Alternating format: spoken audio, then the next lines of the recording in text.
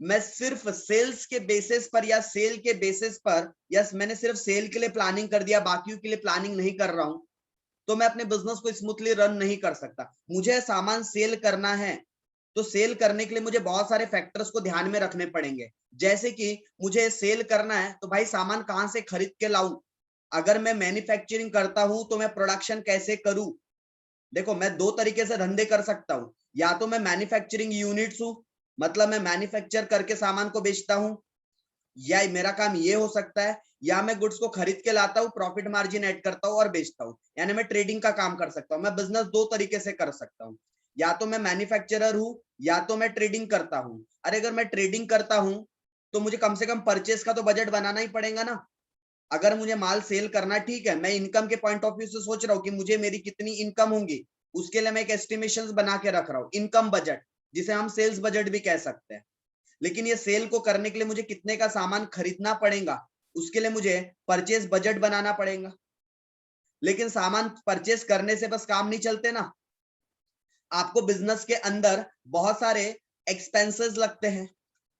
तो उस एक्सपेंसेस को हम कॉस्टिंग की लैंग्वेज में ओवरहेड्स बोलते हैं। हम एक्सपेंसेस को कॉस्टिंग लैंग्वेज में क्या बोलते हैं, ओवरहेड। तो मुझे ओवरहेड्स के बजट्स बनाने पड़ेंगे। जैसे ओवरहेड्स में कौन कौन से ओवरहेड्स आ सकते हैं, जैसे वेजेस, जैसे मटेरियल, वेजेस को ही क्या भी बोल सकते हैं, लेबर, मटेरियल।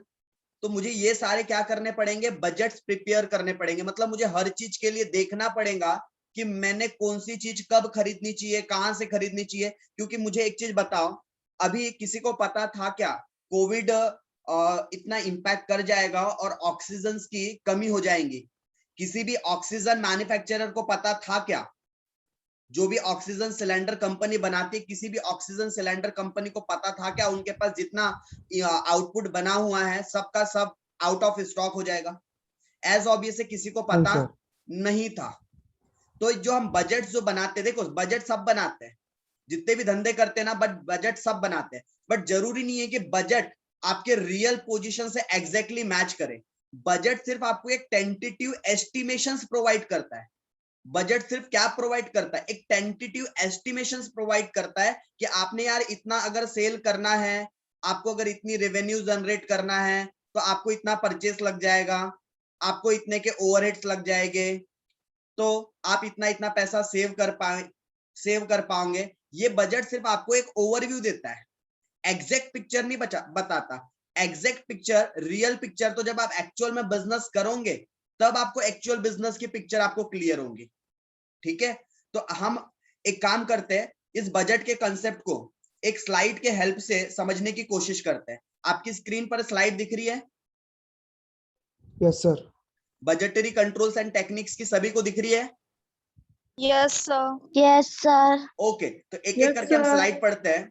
देखिए क्या है, अकॉर्डिंग टू द, ये बजट को एक्सप्लेन कर रहे हैं, according to the Brown and Harvard, इन्होंने बजट को एक्सप्लेन किया है कि बजट क्या है। बजट क्या है, तो budget is a pre determined, budget क्या है, इज अ प्री डिटरमाइंड, ये पहले से डिटरमाइंड स्टेटमेंट है, जहां हम पहले से चीजों को क्या करते हैं, सोच के रखते हैं। जैसे हम घर की बात करते हैं, घर की, हर किसी का घर का भी बजट बना होता है क्या, स्पेशली जो सैलरी होल्डर होते हैं, जिसके पेरेंट्स सैलरी होल्डर है। हमारे घर पर, मैं घर के बजट से बात करता हूं, हम घर के होम डोमेस्टिक बजट की बात करते हैं। ये बात सबको बड़े दिमाग में आसानी से घुसती है। हम डोमेस्टिक बजट की बात करते हैं, जैसे हर किसी के घर का इनकम लेवल, चलो हम ऑन एन एवरेज ले लेते हैं, 20,000 रुपए है।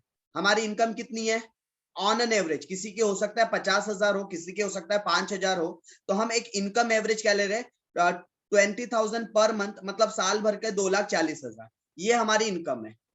ये साल भर फिक्स हमें इतने पैसे आने हैं। तो हम डिसाइड करते हैं ना कि अगर मुझे साल भर 2,40,000 रुपए आने हैं, तो इसमें सबसे प्राइमरी खर्चा हमारा खाने का, मतलब हम राशन पे, हम अपने मील पर कितना पैसा खर्च करेंगे, अपने खाने पीने पर कितना पैसा खर्च करेंगे। तो भाई हम 40,000 रुपए, या फिर हम 4,000 रुपए महीने के हिसाब से हम 48,000 रुपए अपने खाने के ऊपर ध्यान देंगे। हम अपने क्लॉथिंग के ऊपर, पहनने के ऊपर साल भरे का 12,000 रुपए खर्च करेंगे। हम बच्चों के या खुद के एजुकेशन पे डिपेंड्स करता है, सबके बजट्स अलग अलग हो सकते हैं, ठीक है। हम साल भर के 24,000 रुपए खर्च करेंगे, हम अपने जो भी अदर हमारे को जो डे टू डे और भी चीजें लगती है डे टू डे एक्सपेंसेस के में, तो उसके लिए हम अलग से 36,000 3,000 रुपए महीना मान के चल रहे हैं। तो ऐसा करके हमने फिर बाकी हमने सेविंग के पॉइंट ऑफ व्यू से भी सोचा है कि हम सेविंग या फिर इन्वेस्टमेंट करेंगे 2,000 3,000 रुपए महीने के हिसाब से 36,000 रुपए। तो कैलकुलेट हम करते हैं कि यार मेरे पास अगर 2,40,000 रुपए आते हैं तो मैं ये पैसे खर्च करूंगा, तो मेरे पास एट द एंड इतने इतने पैसे बच जाएंगे। आपको यहाँ पर आपका बैलेंस अमाउंट पता चल जाएगा। तो ये तो सिर्फ एस्टिमेशंस हुआ, ये तो सिर्फ क्या हुआ, एक एस्टिमेशन हुआ। आपने पहले से डिटरमाइन किया, आपने सिर्फ एस्टिमेशन किया कि ये इनकम आएंगी तो उसमें से इतने इतने खर्चे होंगे, बट एग्जैक्टली जरूरी नहीं है ना ऐसा हो सकता है आपने 12,000 क्लॉथिंग का सोचा, या आपने खाने का 48,000 सोचा, बट खाने का बिल अभी क्योंकि सारे राशन और बाकी चीजों के भी दाम बढ़ गए हैं 60,000 हो गया। आपने वेजिटेबल के बारे में सोचा था कि यार साल भर में 5,000 के वेजिटेबल में काम चल जाएगा, वेजिटेबल एंड फ्रूट्स वगैरह, बट जिस हिसाब से मार्केट में अभी 220 रुपए किलो एप्पल मिल रहे हैं, तो ऐसा तो लग रहा है कि सिर्फ एप्पल की कॉस्ट हमारी साल भर की 5,000 हो जाएगी। तो हमारा ये बजट एक्चुअल में चेंज भी हो सकता है क्या? हाँ या ना में जवाब दीजिए। जो मैं बजट्स बनाता हूँ क्या वो बदल भी सकते हैं, चेंज भी हो सकते हैं? हाँ सर। तो जो हम बजट्स बनाते हैं, जो हम बजट्स बनाते हैं उसको हम कंपेयर करते हैं। जो हम बजट्स बनाते हैं ना, ये हमने बजट्स बना लिया, इन बजट्स को हम क्या करते हैं, कंपेयर करते हैं। किसके साथ? हम करते हैं उसको एक्चुअल के साथ कंपेयर। किसके साथ? हम बजट्स को कंपेयर करते हैं एक्चुअल के साथ। और जो भी वेरायंसेस आते हैं, वेरायंसेस का मतलब क्या होता है सर? वेरायंसेस का मतलब होता है डिफरेंस। अगर हमारे जो एक्चुअल बजट से हमारा एस्टिमेटेड बजट में अगर कुछ फर्क आ जाए तो उसे हम क्या कहते हैं टेक्निकल भाषा में? वेरायंसेस, ठीक है। वेरायंसेस का मतलब ही क्या होता है? डिफरेंसेस। और इस डिफरेंसेस के बेसिस पर हम आगे के लिए, फ्यूचर के लिए डिसीजंस लेते हैं। क्या करते हैं हम? फ्यूचर के लिए डिसीजंस लेते हैं कि देखो हमारे जो बजट्स बने थे एस्टिमेटेड वाले और जो बने हैं एक्चुअल वाले, हमारे मील के खर्चे में 15% का डिफरेंस आया, हमारे वेजिटेबल में 50% का डिफरेंस आ गया। हमने 5,000 माना था, 10,000 रुपए खर्चे हो गए, डबल खर्चा हो गया। तो हम ये वेरिएंसेस के बेसिस पर जब नेक्स्ट टाइम बजट बनाएंगे, जब हम नेक्स्ट टाइम बजट बनाएंगे तब हम क्या करेंगे? इन वेरिएंसेस को ध्यान में रखेंगे और इन वेरिएंसेस के हिसाब से अब नेक्स्ट टाइम का बजट बनेगा। और नेक्स्ट टाइम जब बजट बनाएंगे तो उसके हिसाब से अब नेक्स्ट टाइम के लिए सेल प्राइस अलग डिसाइड करेंगे। तो बजट्स कभी भी फिक्स्ड नहीं होते, ये हमेशा एवरी ईयर प्रिपेयर किए जाते, चेंज होते रहते हैं। तो ये बात समझ में आई क्या? जो डेफिनेशन लिखा है, बजट क्या है? एक पहले से प्री डिटरमाइंड स्टेटमेंट है जो मैनेजमेंट की पॉलिसी के द्वारा बनाए जाते हैं, which provides a standard for the comparison with actual result, जो कंपैरिजन का काम करता है एक पर्टिकुलर पीरियड के लिए। अगर हम बात करें बजटरी कंट्रोल, क्योंकि देखो हमारा चैप्टर का नाम ही है बजट्स एंड बजटरी कंट्रोल, तो बजटरी कंट्रोल को भी समझना जरूरी है। सर क्या होता है बजटरी कंट्रोल का मतलब? बस मुझे 2 मिनट दीजिए, स्टार्ट कर रहा हूं समझाना। देखो कंट्रोल का मतलब क्या होता है आपको अच्छे से पता है। कंट्रोल मतलब किसी चीज के ऊपर अपनी पकड़ अच्छे से बनाना। कंट्रोल का मतलब क्या होता है? किसी चीज के ऊपर पकड़ अच्छी बनाना। तो मैंने क्या किया है? मैंने बजट्स बनाए हैं, मैंने एस्टिमेशंस किया है अपने एक्सपेंसेस से रिलेटेड, अपने इनकम से रिलेटेड। लेकिन मैंने कहा अभी जस्ट फ्यू मिनट पहले ये कहा आपको कि जरूरी नहीं है कि आपका बजट हमेशा एक्चुअल से मैच करे। कभी नहीं करेगा, कर गया तो वो इत्तेफाक है, वो कोइंसिडेंस है कि आपका एस्टिमेटेड बजट आपके एक्चुअल बजट से मैच कर जाए। अगर मैच कर गया तो वो कोइंसिडेंस है, क्योंकि कभी भी एस्टिमेशन रियल से मैच नहीं करती। वेरिएंसेस आते हैं, डिफरेंसेस आते हैं, तो उन डिफरेंसेस को कंट्रोल करने का एक तरीका है हमारे पास। अगर हमारी कॉस्ट ज्यादा लग रही है तो हम उसके ऊपर कंट्रोल करेंगे, अगर हमारी इनकम कम है तो कंट्रोल करेंगे, अगर हमारे पास इनकम ज्यादा हो गई तो हम प्लान करेंगे कि भाई कैसे इसको यूटिलाइज करें, कैसे इनकम के सरप्लस को हम यूज करें।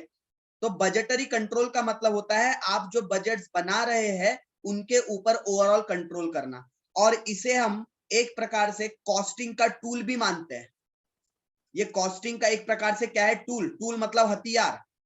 किस चीज का हथियार? जब भी मैं कॉस्ट अकाउंटिंग पढ़ता हूं या मैं मैनेजमेंट अकाउंटिंग पढ़ता हूं तो मुझे कंट्रोल्स लगाने पड़ते हैं। हम लोग ने ऑडिट में भी सीखा था इंटरनल कंट्रोल, वैसे कॉस्ट अकाउंटिंग में या मैनेजमेंट अकाउंटिंग में भी हमें क्या लगाने होते हैं, कंट्रोल्स। तो हम with the help of budgetary control, with the help of budgetary control हम क्या करते हैं, अपने बिजनेस की एक्टिविटीज, हम अपने बिजनेस की एक्टिविटीज के ऊपर क्या करते हैं, कंट्रोल करते हैं। पढ़ो क्या लिखा है, budgetary control is the process of determining the various budgets for the business unit in future. मैं जो भी बिजनेस में एक्टिविटीज कर रहा हूं या जो भी मैं फ्यूचर में एक्टिविटीज करूंगा या मुझे फ्यूचर में क्या काम करना है, क्या एक्टिविटी करना है, मैं उन एक्टिविटी के ऊपर आज से कंट्रोल करना शुरू कर देता हूं। तो ये हमें बजटरी कंट्रोल के नाम से कॉन्सेप्ट को पॉपुलर किया गया। It is also called a system of controlling cost. मैंने आपको पहले ही कहा कि ये कॉस्ट कंट्रोल करने का भी तरीका है, इसे हम कॉस्ट अकाउंटिंग में भी पढ़ते हैं। ये कॉस्टिंग का भी एक टूल है, ये कंट्रोल करता है हमारी कॉस्टिंग को थ्रू द बजट प्रिपरेशन, क्योंकि मैं बजट बनाकर उस बजट के हिसाब से चल सकता हूं, मेरा बजट कहीं बिगड़ तो नहीं रहा है। जैसे इसका मैं कभी एग्जांपल दूंगा आप लोगों को। जैसे आप सभी को पता है होटल्स जो होते हैं, जैसे मैं शालीमार होटल हो गया, जो इस ओवरब्रिज के इधर वाले उनको अच्छे से पता है शालीमार होटल कहां पर है। या मैं बात करूंगा वैशाली राजपुरोहित की, मैं गोंदिया के होटल्स की बात कर रहा हूं, मैं राजपुरोहित की बात करूंगा, ठीक है, क्योंकि राजपुरोहित हर जगह पर है। तो आप लोगों ने देखा होगा जब फेस्टिवल आते हैं, लाइक स्पेशली दिवाली, तो अलग सी रौनक होती है इनकी दुकानों में, अलग से रौनक होती है। इन्होंने एस्टिमेट किया है कि देखो जो एक महीना 1 मंथ जो दिवाली का सीजन चलता है वहां स्वीट्स ज्यादा सेल होंगी। तो इन्होंने मार्केट के कंडीशन को पहले क्या किया, प्रिडिक्ट किया कि कौन से सिनारियों में मार्केट में कौन सी चीज ज्यादा बिकती है। जैसे आप लोगों को पता है होली में सिंधी लोगों की एक अलग ही डिश बनती है, क्योंकि होली में भी बहुत मिठाइयां बिकती है। और एक स्पेशली सिंधी लोगों के आपने देखा होगा ऐसे ऐसे जलेबी जैसा कुछ बनता है, बहुत पॉपुलर रहता है उनके लिए, इस तरीके की एक डिश रहती है। आप कभी सिंधी कॉलोनी अगर होटल या दुकानों में जाओगे ना, तो ऐसे दुकानों में ऐसे उनको ठेले में आपको बहुत सारे मिल जाएंगे उनके, ऐसे उनके डिशेस, मुझे एग्जैक्टली नाम याद नहीं आ रहा है। तो सर उन्होंने इमरती नाम। क्या बोले, इमरती अलग होती है, इमरती जो खोवे से बनती है या फिर एक अलग ही होती है, इसका एक उनका सिंधी में अलग ही नाम है, हो सकता है इमरती बोलते होंगे, ठीक है, बट जलेबी जैसा ही होता है। Okay sir. ओके, तो उन्होंने क्या किया, ऐसे एमवी एमवी एमवी उन्होंने सामान बनाना शुरू नहीं किया, हवे में उन्होंने तीर नहीं चलाया, उन्होंने प्रॉपर बजट निकाला कि देखो हमारे पास इतने इतने कस्टमर आएंगे, इतना इतना माल बेचेंगे, तब जाके वो उसके हिसाब से प्रोडक्शन करते हैं। जैसे कि अभी मैं बात करता हूँ शालीमार की, जो लोग शालीमार में बैठते हैं उनको पता होगा, ठीक है, पोहा खाने के लिए शालीमार स्पेशली ज्यादा पॉपुलर किस चीज के लिए है, पोहे के लिए, ठीक है। जैसे हमारे उधर दुर्गा वाले भैया है, दुर्गा पोहा वाले, ये सब पोहे के लिए फेमस है अपने गोंदिया की शॉप।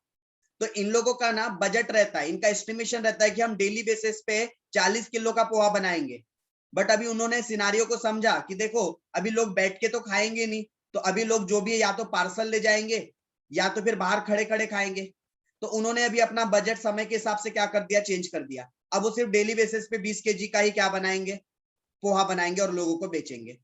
तो बजट्स ये क्यों पॉसिबल हो पाया, क्योंकि उन्होंने बजटरी कंट्रोल्स लगा के रखे, वो टाइम टू टाइम चेक करते रहते हैं कि उनके बजट्स में कहां पर चेंजेस होने चाहिए।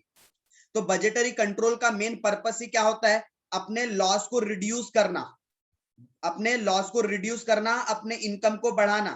क्योंकि देखो मैं आंख बंद करके अभी किस सिचुएशन में, अभी भी मैं जोश जोश में 40 किलो का पोहा बनाऊंगा, भाई बिकेगा सिर्फ 20 किलो, 20 किलो तो फेंकने में चली जाएगा ना, तो मतलब ही नहीं है ना अपना कॉस्ट बढ़ाने से या फिर इनकम को कम करने से। तो ये बजटरी कंट्रोल हमें हेल्प करता है। तो budgetary control help to plan the control, हम अपनी इनकम और एक्सपेंडिचर को कंट्रोल कर सकते हैं, उसके लिए प्लान कर सकते हैं।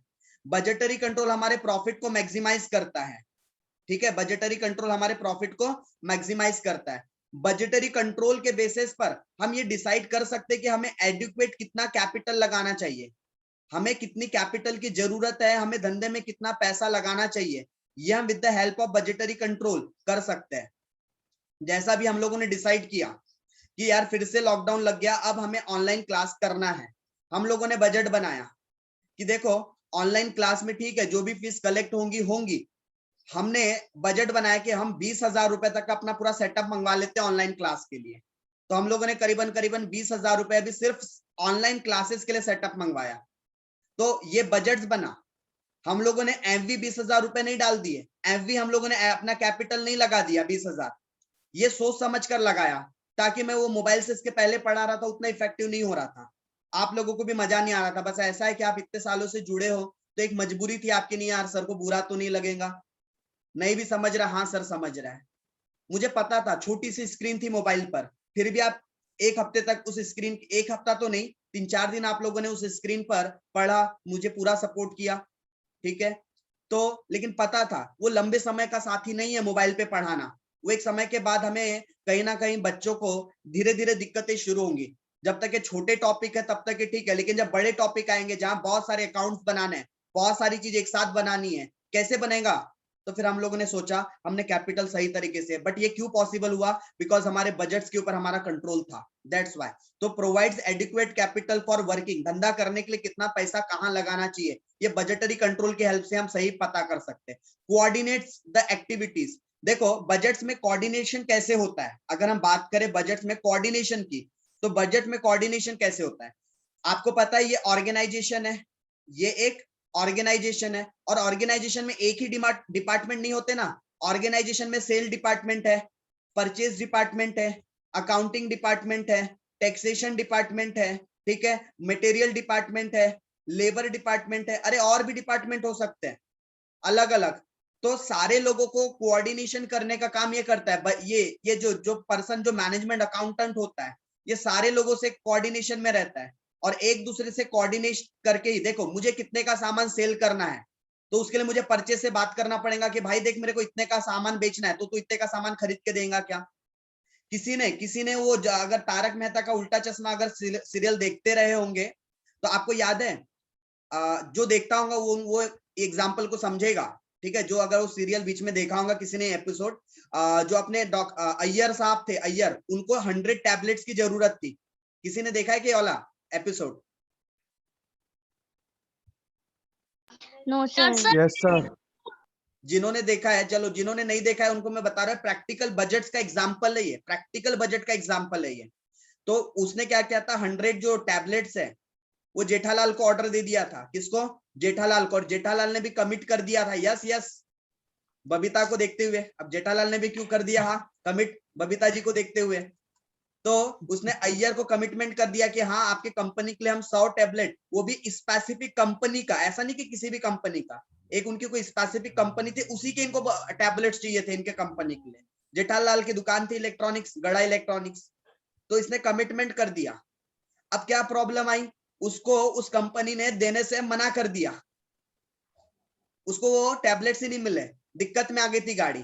तो वहां पर जेठालाल प्रिपेयर्ड नहीं था, मतलब उसका बजट के ऊपर कंट्रोल नहीं था, दैट्स व्हाई वो पैनिक कर गया था। अगर किसी ने वो स्पेस वो वाले मतलब एपिसोड देखा होगा तो जेठालाल वहां पैनिक कर गया था। हालांकि अब वो सीरियल है, अब सीरियल्स में आपको पता है एंडिंग अच्छी होती है, हर सीरियल की एपिसोड्स की एंडिंग अच्छी होती है, तो वहां पर भी उनकी एंडिंग अच्छी रही, बट वो लैक ऑफ बजटरी कंट्रोल था, जिसकी वजह से वो अपने एक्टिविटीज में क्या नहीं कर पाए थे, कोऑर्डिनेट नहीं कर पाए थे, अपने बाकी दूसरे डिपार्टमेंट वालों के साथ कोऑर्डिनेशन नहीं जमा था। हम बजटरी कंट्रोल करके अपने परफॉर्मेंस को इवोल्यूएट कर सकते हैं टाइम टू टाइम, कि मेरा परफॉर्मेंस पुअर है, एवरेज है, गुड है या एक्सेलेंट है, ठीक है। उसके अलावा हम अपने बजट कंट्रोल के बेसिस पर जो पावर है उसको क्या कर सकते हैं, डिसेंट्रलाइज कर सकते हैं। सेंट्रलाइज और डिसेंट्रलाइज का मतलब पता है क्या आप लोगों को? किसी को पता है डिसेंट्रलाइज और सेंट्रलाइज का मतलब? सेंट्रलाइज मतलब पावर किसी एक के हाथ में होना, लेकिन देखो with the help of budget हमने क्या किया, ये जो मैनेजमेंट अकाउंटेंट है जो यहाँ पर बैठा है, क्योंकि इसने डिसेंट्रलाइज कर दिया, उसने सेल बजट बनाने का पावर इस डिपार्टमेंट को दे दिया। उसने बोला परचेज बजट, ये परचेज डिपार्टमेंट बनाएगा, ठीक है। कैश बजट अकाउंट डिपार्टमेंट बना लेगा, टैक्स बजट टैक्स डिपार्टमेंट बनाएगा, labour budget sorry material budget material department वाला बनाएगा, लेबर बजट लेबर डिपार्टमेंट वाला बनाएगा, और सर फिर ये क्या करेगा, ये मास्टर बजट बनाएगा।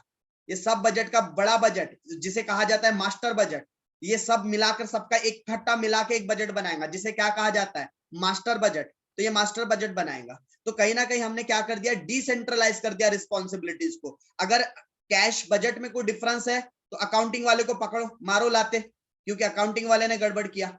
अगर सेल्स डिपार्टमेंट सेल्स बजट में कुछ गड़बड़ है, मारो लाते किसको, सेल्स बजट वाले को, सेल्स डिपार्टमेंट वाले को, क्योंकि गलती उनकी है, उनकी रिस्पॉन्सिबिलिटी बनती है। ओके, फिर है अगर हम बजट्स के क्लासिफिकेशंस करें, बजट्स के हम क्या करें, क्लासिफिकेशन। अभी तक के हमने क्या पढ़ा है, अभी तक के सबसे पहले हमने समझा बजट क्या होता है। तो बजट क्या है, प्री डिटरमाइन, मैं दो शब्दों में बोल रहा हूं, pre determination of income and expenses. हमने पहले से जो इनकम और एक्सपेंसेस को डिटर्मिनेट करके रखा है वही हमारा बजट है। फिर दूसरा हमने पढ़ा बजटरी कंट्रोल क्या होता है, दूसरा हम लोगों ने पढ़ा बजटरी कंट्रोल क्या होता है और बजटरी कंट्रोल के इंपॉर्टेंस क्या क्या है। तो दूसरा पॉइंट अभी हमने वो डिस्कस किया। अभी तीसरा पॉइंट हम क्या डिस्कस कर रहे हैं, क्लासिफिकेशन ऑफ बजट्स, कि बजट्स को कितने प्रकार से क्लासिफाई किया गया है। ऑलरेडी बातों बातों में मैं आपको ये बातें बता चुका हूं। देखो, सेल्स बजट होता है, कौन सा बजट होता है, सेल्स बजट। सेल्स बजट के बाद अगर मैं बात करूं प्रोडक्शन बजट, प्रोडक्शन बजट में हम पूरी की पूरी परचेस, मटेरियल, लेबर, इन सब की बात करते हैं। ठीक है, हमारे पास कौन सा बजट है, सेल्स, मैं कितना सामान बेचूंगा, मेरा एक्सपेक्टेड सेल्स कितना होगा उस पर्टिकुलर पीरियड में, उसके लिए हम बजट्स बना रहे हैं। इस बजट को हम कौन सा बजट कहेंगे, सेल्स बजट। प्रोडक्शन बजट का मतलब मैं कितना सामान बना रहा हूं, मैं सामान जो बना रहा हूं वो कहां से खरीद के लाऊंगा, मुझे कौन सी पार्टी से खरीदना है, तो मैं उसके लिए क्या कर रहा हूं, प्रोडक्शन बजट बना रहा हूं। ये बंदा प्रोडक्शन बजट वाला है, ये अलग अलग रिसोर्सेस से, कहीं से लेबर लाएगा, कहीं से मटेरियल लाएगा, कहीं से ओवरहेड एक्सपेंसेस के लिए अलग से करेगा। तो ये सब रिसोर्सेस को कलेक्ट करेगा और एक पूरा बजट प्रिपेयर करेगा। ठीक है, तो ये अलग अलग रिसोर्सेस से प्रोडक्शन की प्लानिंग करता है, क्योंकि प्रोडक्शन सिर्फ एक रिसोर्सेस से नहीं हो सकता ना। आपने सिर्फ मटेरियल ला लिया और बोल दिया कि मैं प्रोडक्शन कर लूंगा, नहीं हो सकता। लेबर बजट, आपको डायरेक्टली अगर प्रोडक्शन करना है तो उसके लिए लेबर लगेगा, तो लेबर कहां से अरेंज करना, कितने कॉस्ट वाले लेबर अरेंज करना, स्किल्ड लेबर होना या अनस्किल्ड लेबर होना, इन सारी चीजों की बात लेबर बजट के अंदर हम क्या करते हैं, लेबर बजट बनाते समय हम डिटरमाइन करते हैं। उसके अलावा हम कैपिटल एक्सपेंडिचर बजट बनाते हैं, बोलने का मतलब हमने कितना इन्वेस्टमेंट करना चाहिए, कितने हमने धंधे में पैसा लगाना चाहिए, हम उस चीज का बजट बनाते हैं।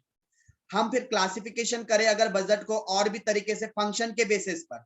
इसके पहले जो हुआ था वो एक्टिविटीज के बेसिस पर था, इसके पहले जो हमने किया था ये किसके बेसिस पर किया था, ऑन द बेसिस ऑफ, ये तो फंक्शन ही है ना, एक्टिविटीज हो रही है हमारी ये सारी की सारी। ठीक है, उसके अलावा रिसर्च एंड डेवलपमेंट, ठीक है, ये फंक्शन या इसको आप क्या भी बोल सकते हैं, एक्टिविटीज। हम एक्टिविटीज के बेसिस पर बजट्स बना रहे हैं। रिसर्च एंड डेवलपमेंट के लिए हमने बजट्स बनाया। Sir research and development, yes, जब भी कोई भी ऑर्गेनाइजेशन के अंदर एक, आपको पता है R&D की टीम अलग से होती है। R&D का मतलब क्या होता है, रिसर्च एंड डेवलपमेंट, और रिसर्च एंड डेवलपमेंट के लिए बकायदा अलग से फंड दे दिया जाता है। हमारा जो इसरो है, इसरो सुना है सभी ने, भारत में ISRO, yes sir, yes sir, NASA, सब ये क्या है, यस ये सर, सब अनुसंधान केंद्र है। एजेंसी, ये सब Space agency. अनुसंधान, पता नहीं मैं हिंदी में सही लिख रहा हूँ गलत लिख रहा हूँ, जो भी होगा, ठीक है, अनुसंधान केंद्र है। बोलने का मतलब ये रिसर्च सेंटर्स है, यहाँ पर स्पेस से रिलेटेड रिसर्च की जाती है। तो इसरो को भारत सरकार फंड करता है, नासा को वर्ल्ड, और फिर जो नासा आई गेस यूएस की है, तो Yes, sir. वहां की गवर्नमेंट इनको फंड करती है, क्योंकि ये गवर्नमेंट अंडरटेकिंग है ना। वैसे हमारे भी कंपनी के अंदर रिसर्च एंड डेवलपमेंट होते रहता है। क्या होते रहता है, रिसर्च एंड डेवलपमेंट होते R&D. रहता है। उसके लिए अलग से टीम होती है जो हमारे नए नए चीजों में खोज करते रहती है। तो उसके लिए बजट बनाना कि मैं खोज के लिए, रिसर्च के लिए कितने पैसे खर्च कर सकता हूं। उसके अलावा अगर हम बात करें प्रॉफिट्स की, तो हम प्रॉफिट्स बजट्स बनाते हैं, जिसे हम मास्टर बजट भी कहते हैं, क्योंकि मास्टर बजट में सब आ जाता है। क्योंकि अगर मुझे अपने बिजनेस का प्रॉफिट चाहिए तो प्रॉफिट निकालने के लिए मुझे इनकम की भी जरूरत पड़ेगी, मुझे एक्सपेंसेस की भी जरूरत पड़ेगी, और एक्सपेंसेस में सारे टाइप के एक्सपेंसेस की जरूरत पड़ेगी। इसलिए प्रॉफिट बजट को क्या भी कहा जाता है, मास्टर बजट। बजटों में सबका बाप होता ही है, master budget is the main budget, सबका बाप होता ही है, मास्टर बजट कहते हैं जिसे। उसके अलावा अगर हम टाइम के बेसिस पर बात करें, टाइम टाइम अभी तक के हम एक्टिविटी फंक्शंस के बेसिस पर देख रहे थे। मैं टाइम के हिसाब से देखूं तो हम कुछ बजट्स बनाते हैं जो बहुत लंबे समय के होते हैं, जिसे हम लॉन्ग टर्म बजट कहते हैं। और ये बजट 1-2 साल के नहीं होते, वो लंबे समय के बजट्स होते हैं। एग्जाम्पल जियो 2016 में आया, उन्होंने 2016 के लिए प्लान नहीं किया था, उन्होंने 1 साल का तो शॉर्ट टर्म बजट अलग बनाया ही होगा, उनका शॉर्ट टर्म का बजट तो रहा ही होगा, बट उन्होंने जब लॉन्च किया जियो तब उन्होंने आने वाले 10 साल के लिए बजट बनाया था। उनका पता है टारगेट क्या है? उनका टारगेट है कि अभी फिलहाल में वो मोर देन 50% मार्केट में है। अभी उनका टारगेट है अदर कंपनी को पूरी तरीके से वैनिश कर देना, जो कि पॉसिबल नहीं है। वो मोनोपोली चाहते हैं, हालांकि ऐसा होगा नहीं, कभी नहीं हो सकता। इस पर्टिकुलर अभी जो मॉडर्न एरा चल रहा है ना, ये जो अभी 21st सेंचुरी चल रही है, इसमें मोनोपोली कभी नहीं आ सकती प्राइवेट सेक्टर में। एक बात याद रखना, अगर एक प्रकार से उसने वोडाफोन या फिर आइडिया को खत्म कर दिया, एयरटेल को खत्म कर दिया, तो भाई दूसरे नए खिलाड़ी आ जाएंगे, अदानी वाला घुस जाएगा। अगर रिलायंस को कोई दूसरा कॉम्पिटिटर नहीं मिलेगा ना, तो अदानी वाला घुस जाएगा टेलीकम्युनिकेशन में। इतना पैसा अदानी वाले के पास है कि वो टक्कर दे सकता है किसको? रिलायंस को, जियो को। तो मोनोपोली तो कभी नहीं आ सकती, बट इन्होंने टारगेट किया है कि हम मैक्स टू मैक्स अपना मार्केट कैपिटलाइज करें, अपना मार्केट कैप्चर करें, मार्केट कवर्ड करें। और आपको पता है रिलायंस जियो का आने वाले कुछ सालों में अलग से आईपीओ भी आने वाला है, क्योंकि रिलायंस जियो अलग से एक कंपनी है, बट उसका अलग से अभी आईपीओ नहीं है, मार्केट में उसके भी अलग से शेयर नहीं है, ये अभी रिलायंस इंडस्ट्री के अंदर ही आती है। तो आने वाले कुछ समय में रिलायंस जियो आईपीओ भी लाने वाला है। अब रिलायंस ने ये जो भी बजट बनाए हैं, ये जो भी काम कर रहा है, ये शॉर्ट टर्म के लिए नहीं कर रहे, इनके लॉन्ग टर्म्स के बजट है, लंबे समय के बजट है। उसके अलावा अगर हम बात करें शॉर्ट टर्म बजट जो लेस देन 5 इयर्स के लिए होते हैं, जैसे कि रिलायंस जियो का ही मैं एग्जांपल दे रहा हूं, इन्होंने पहले हैबिचुअल बनाया। आप मानो या ना मानो इस बात को, रिलायंस की ही देन थी। 1 साल पूरा फ्री में डेटा भाई यूज करो, 1.5 GB। और उस समय हमारे लिए 1.5 GB बहुत होता था। क्यों बहुत होता था? क्यों? क्योंकि हम वैसे भी महीने में 3 GB का रिचार्ज करवाने वाले लोग, अब पर डे का 1.5 GB मिलेगा, वो भी फ्री ऑफ कॉस्ट, फोकट में। तो ऑब्वियस है ना, हम तो लत लग गई हमको इसकी, मुझे तो लत लग गई। आप बिना डेटा के रहो 1 दिन 2 दिन 3 दिन, करो सरवाइव बिना डेटा के, क्या हाल होते हैं वो आपको भी अच्छे से पता है। तो हमें लत लग चुकी है इस चीज की। उसके अलावा करंट बजट मतलब मैं जो डे टू डे एक्टिविटी के लिए बनाता हूँ।